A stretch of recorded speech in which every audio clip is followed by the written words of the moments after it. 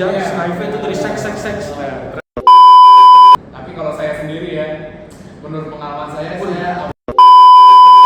masih. Penyebar kamu. Enggak, cuma saya bersama, kan saya menggunakan kok kamu yang jelasin ya.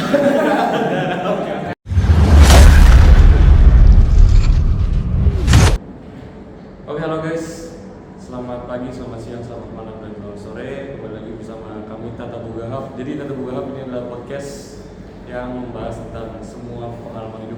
Jadi hari ini kita bakal membahas mengenai HIV atau AIDS. Ya pasti ini adalah penyakit yang mungkin kalian sudah dengar, udah pasti kalian tahu. Jadi kita di sini udah mengundang beberapa ahli. Di sini ada Dokter Indra, Profesor Magister, terus ada pelaku-pelakunya di sini sebelah saya. Pelaku bukan kejahatan tapi pelaku yang pernah gitu. Oke. Pertama kita akan membahas apa sih sebenarnya si HIV atau AIDS ini. Jadi akan dijelaskan oleh rekan saya Niko. Jadi definisinya apa sih nih? Oke, jadi untuk definisi dari virus HIV ini atau yang kita kenal dengan immunodeficiency virus, ini adalah virus yang menyerang sistem kekebalan tubuh kita, khususnya sel putih atau yang disebut CD4. Jika jumlah CD4 ini secara drastis, maka tubuh kita akan sulit untuk hanya melawan infeksi dan penyakit. Jadi Dan virus ini itu berbeda dengan AIDS. Jadi AIDS itu yang disebut dengan acquired immunodeficiency syndrome. Itu adalah tahapan akhir dari infeksi HIV. Jadi jika sistem imun kita sudah sangat rusak, tapi dengan pengobatan yang tepat, maka seseorang yang terkena virus HIV ini tidak akan pernah bisa sampai ke tahap AIDS. Gue dapat sekarang. Kalau teman-teman dapat nggak? Dapat. Oke.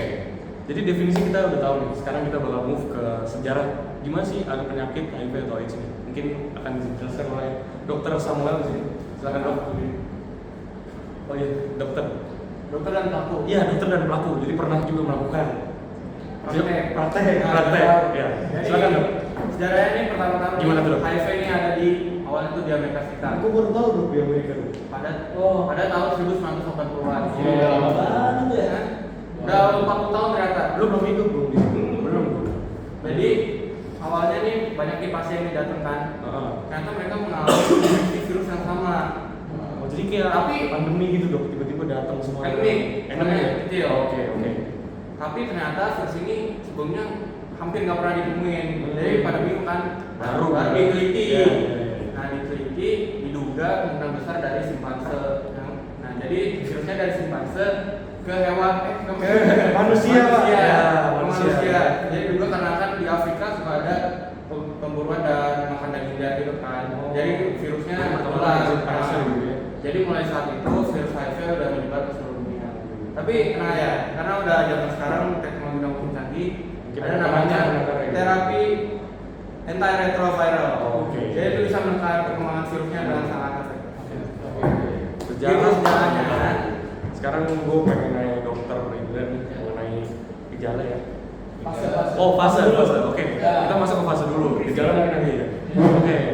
Jadi di dalam HIV ini ada fase-fasenya guys. Gue juga baru tahu ternyata. Gue cuma tahu penyakitnya tapi nggak tahu ada fasenya. Jadi mungkin bakal nggak gitu dong bro. Oke, kita masuk aja langsung ke dokter Indra fase-fase. Jadi pada HIV ini dia mempunyai 3 fase. Fase yang pertama adalah fase akut.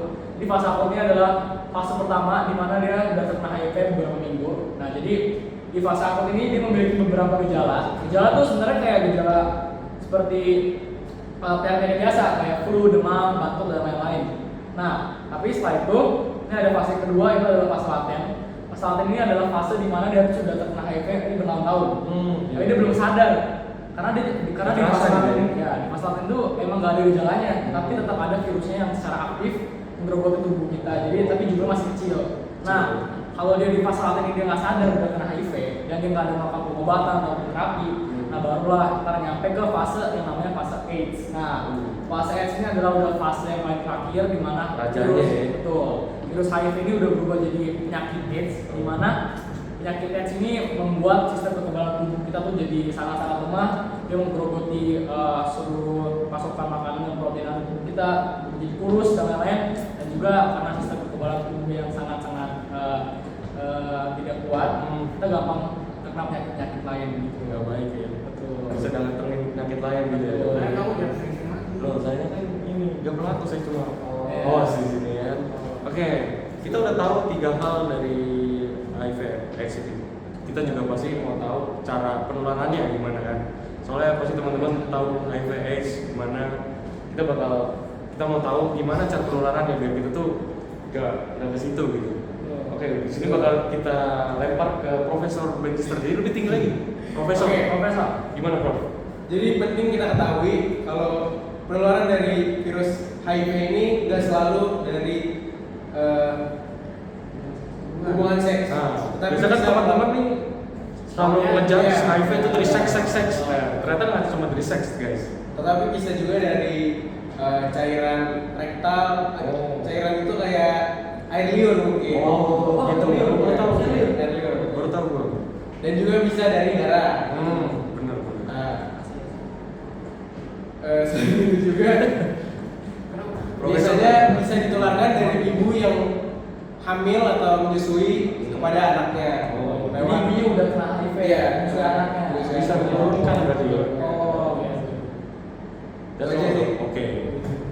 Cara penularan kita udah tahu dan sekarang kita mau tanya gejalanya apa aja sih? Pastinya kan gejala ini yang ngalamin orang yang pernah sakit HIV/AIDS. Jadi kita udah undang di sini kita udah undang salah satu narasumber yang pernah kena. Tapi Sampai sekarang itu kan udah sembuh. Belum bisa. Oh, iya, belum ada obatnya. Makanya biar dia tahu. Biar tahu. Pasti ada obatnya. Tapi dia adalah salah satu orang yang melakukan dan kena HIV. Jadi gejalanya apa aja sih yang lu alami?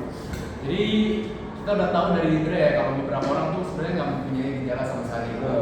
Tapi kalau saya sendiri ya, menurut pengalaman saya awalnya itu mengalami demam. Demam yang berkepanjangan. Kamu nggak mau tahu siapa ini? Apa? Saya Buat edukasi. Udah terbuka. Oke. Oke.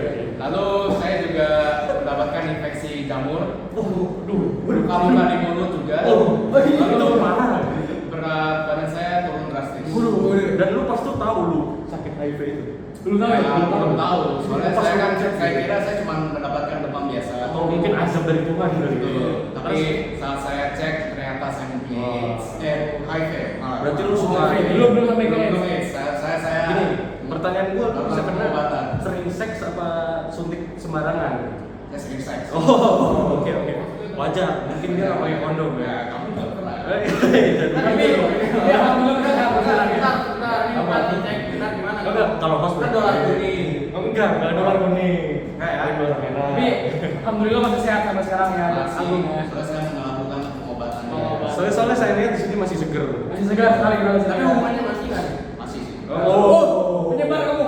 Enggak, cuman saya bersama kan saya menggunakan kok kamu yang jelasin ya. Saya kan Oke. Ya. Sekarang cara juga.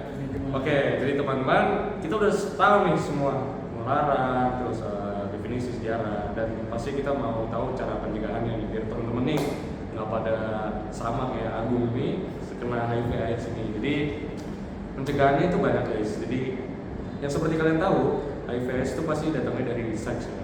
Jadi ya kita himbau kepada teman-teman semua, kalau mau berhubungan seks, yo pakai kondom, pakai pengaman. Pakai pengaman deh yang belum jelas. Bukan masalah hamil atau nggak hamil, tapi masalah kesehatan. Biar maksudnya HIV/AIDS itu tidak menyebar banyak. Selain itu juga seperti dari suntik itu juga berpengaruh guys. Jadi suntik itu harus kita nggak boleh sembarangan. Jadi kita harus tanya dokternya dulu. Ini udah steril apa enggak? Ya betul dong. Nah jadi seperti itu. Mungkin ada tambahan dok? Ada tambahan. Mungkin Oke. kita harus sering-sering cek rutin tes HIV ya. Karena kita kan mungkin kita nggak tahu tuh Ya, betul. Takutnya Padahal kayak- nggak ngapain kan? Iya, saya tahu. Takutnya seperti yang dokter bilang, yang Betul. kita nggak sadar, padahal kita udah Betul, HIV. ya, gitu betul, kan, Dok. betul. Ya. Karena lama-lama kita digerogoti oleh virus Benar-benar nggak baik. Nanti takutnya jadi parah seperti Mr. Agung. Ya. Gitu. Lu Jangan udah sampai baik. sekarang udah baik karena melakukan apa, Mr. Pengobatan. Ya, tadi saya bilang. Ya, jadi HIV/AIDS ini ternyata masih belum ada obatnya ya, Dok? Belum ada. Belum ada Cuman obatnya. ada terapi. Ya, terapi. Bisa kan perkembangannya. Betul, kita cegah supaya hidupnya lebih lama lagi. Jadi ya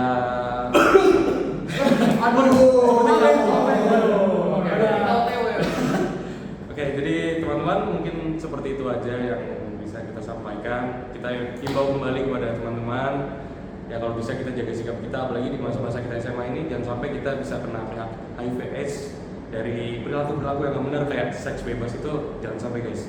Dan juga kita doain aja biar HIV/AIDS ini ketemu obatnya, biar mungkin orang-orang seperti Bapak Agung ini bisa sembuh dengan ya, amin. Karena kan kita lihat ya perkembangan obat sekarang udah mulai canggih. Kita doakan aja mungkin di dalam waktu dekat ini HIV/AIDS punya obatnya. Sekian, terima kasih. Ya betul. Main. Makanya terima kasih ya teman-teman. Terima kasih semuanya. Oke. Kita Habis ini bakal ada kesimpulan yang bakal dikasih tahu sama teman saya, Bro Deren. Nah, jadi kesimpulannya, HIV atau AIDS adalah penyakit yang disebabkan oleh virus HIV yang menyerang kekebalan tubuh. Jika tidak diobati, HIV berkembang menjadi AIDS yang membuat tubuh rentan terhadap infeksi berat. Cara penularannya yaitu hubungan seks tanpa pengaman, berbagi jarum suntik, transfusi darah yang terkontaminasi, ibu ke anak saat hamil, melahirkan, atau menyusui. Jadi untuk himbauan pencegahannya, yang pertama, hindari seks bebas, gunakan pengaman, jangan berbagi jarum suntik, tes HIV secara rutin, lalu pastikan darah transfusi aman, edukasi diri dan juga orang lain.